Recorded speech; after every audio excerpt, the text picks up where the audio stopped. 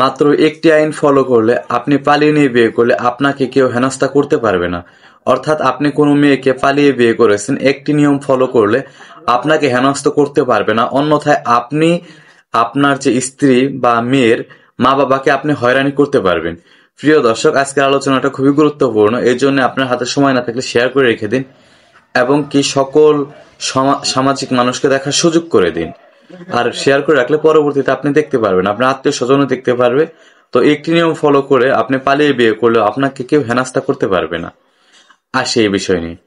প্রথমত বিষয় হচ্ছে, আপনি একজন ম্যাচিউর হয়ে থাকলে, মেয়ে ম্যাচিউর হয়ে থাকলে, অর্থাৎ অ্যাডাল্ট হয়ে থাকলে, আপনি যদি ছেলে হয়ে থাকেন আপনার সর্বনিম্ন 21 বছর বয়স, মেয়ে হয়ে থাকলে সর্বনিম্ন 18 বছর বয়স যদি হয়ে থাকে, আপনি যদি মেয়ের সম্মতি নিয়ে মেয়ের স্ব ইচ্ছায় বিবাহ করেন, পারিবারিক দ্বিমতে বা পারিবারিক মতের বাহিরে গিয়েও, তাহলে তারা চাইলেও আপনাকে কোনো আইনীয় জটিলতায় ফেলতে পারবে না।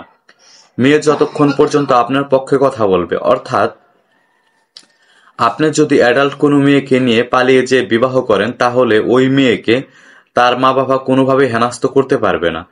চাইলে ওই মেয়ের মা বাবাকে হেনস্থ করতে পারবে, কেননা তাকে বিবাহ দিচ্ছে না সে প্রাপ্তবয়স হওয়ার পরেও।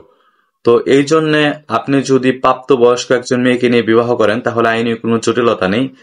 এবং কি, মেয়ে সবসময় আপনার পক্ষে কথা বলতে হবে, অর্থাৎ মেয়ের সম্মতি থাকতে হবে। সম্মতি না থাকলে কিন্তু পরে বিভিন্ন ঝামেলা বা জটিলতায় ফেস করতে পারেন।